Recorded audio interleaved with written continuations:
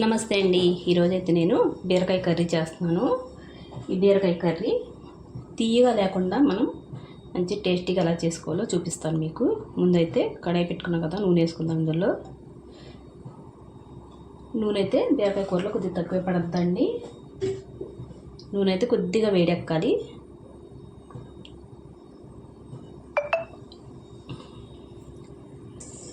నూనె అయితే వేడెక్కిందండి. చూడండి, నేనైతే కేజీ బీరకాయలు తీసుకున్నానండి. కేజీ బీరకాయలకు ఒక పెద్ద సైజు ఉల్లిపాయ తీసుకున్నాను. ఒక 4 పచ్చిమిరపకాయలండి. ఘాటు ఎక్కువగా ఉన్నాయండి, దాని గురించి నేను 4 తీసుకున్నాను. ఘాటు తక్కువగా ఉంటే కొద్దిగా ఎక్కువ తీసుకోండి. ఈ పచ్చిమిరపకాయలు ఎక్కువ వేస్తే టేస్ట్ చాలా బాగుంటుంది బీరకాయ కూర.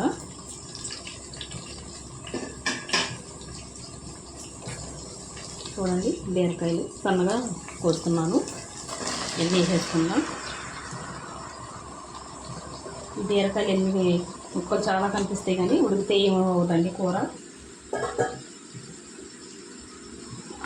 మనం పచ్చిమిరపకాయలు ఎక్కువ వేసుకుంటే కారం కూడా బాగుంటుందండి. మనం ఎర్రకారం ఎక్కువ వేసుకుంటే టేస్ట్ బాగుండదు బీరకాయ కూర. పచ్చిమిరపకాయలు ఎక్కువ వేసుకొని కారం తక్కువ వేసుకోవాలండి.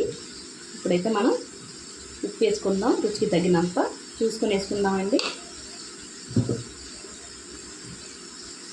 అలాగే పసుపు కూడా వేసుకుందామండి. ఉప్పు పసుపు ముందే వేసుకుంటే ముక్కలు కూడా బాగా మగ్గుతాయి. ఈ పసుపు వాసన అన్నది ఉండదండి. అయితే బాగా కలిపేసుకుందాం.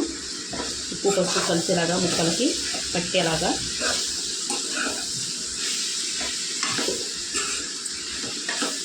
మనకి బీరకాయ తీగా ఉంటుంది కదండి, ఉల్లిపాయలు ఎక్కువ వేసుకుంటే ఇంకా తీపిగా వచ్చేస్తాయి కూర. దాని గురించి ఒక ఉల్లిపాయ సరిపోద్ది. బాగా కలిపేసుకొని మూత పెట్టుకొని మధ్యలో కలుపుకుంటాను. నీళ్ళన్నీ ఎగిరిపోయే వరకు వండుకుందాం. మధ్యలో చూపిస్తానండి మీకు. చూసారా నీళ్ళు అలా ఊరినాయో? బీరకాయలో నీళ్ళు ఎక్కువ వస్తాయి కదండి.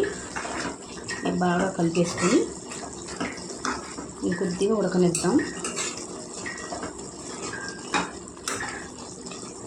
పచ్చిమిరపకాయలు మాత్రం ఎక్కువ వేసుకోండి, ఎక్కువ వేసుకుంటేనే బాగుంటుంది. చూడండి, ఇలాగ దగ్గర ఉడికిన తర్వాత చూస్తారు కదా, బుడవలు వస్తున్నాయి.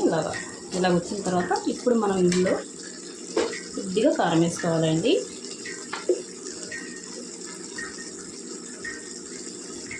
నేనైతే ఒక చెంచా వేసానండి. కారం మరీ ఎక్కువ వేసుకున్నా వగరు కింద లేదా చేదు కింద ఉంటుందండి ఎర్రకారం వేసుకుంటే. అందుకని పచ్చిమిరపకాయలు ఎక్కువ వేసుకుంటే టేస్ట్ చాలా బాగుంటుందండి. చూసారు కదా, ఇలా ఉంటే సరిపోద్ది. రంగు చూడండి. ఇప్పుడు మనం దగ్గరికంట వండుకుందాం. ఇప్పుడు మూత పెట్టేసుకొని వండుకుందామండి. చూడండి, ఇలాగ కొద్దిగా దగ్గరగా ఉంటుంది కదండి. ఈ టైంలో మనకి ఇలా ఉడికితే కారం పచ్చివాసన అన్నది పోద్దండి. ఇప్పుడు మనం కొద్దిగా పావు గ్లాస్ నీళ్ళు వేసుకుందాం. నీళ్ళు కొద్దిగా వేసుకుంటేనే బాగుంటుందండి కూర. చూడండి, బాగా కలిపేసుకొని దగ్గరకంట వండేసుకుందాం. మనం తొందరగా ఉడికిపోద్దండి బీరకాయ కూర.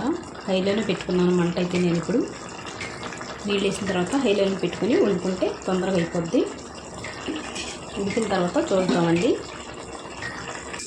చూడండి, ఇలాగా నూనె తేలే వరకు ఇలా వండేసుకుంటే దగ్గరికంట చాలా టేస్టీగా ఉంటుందండి బీరకాయ కూర. వట్టి కూరతోటి తినేయచ్చు మనం, ఇంత టేస్టీగా ఉంటుంది. ఒకసారి మీరు ట్రై చేయండి. ఇంతేనండి వీడియో నచ్చితే లైక్, షేర్, సబ్స్క్రైబ్ చేసుకోండి.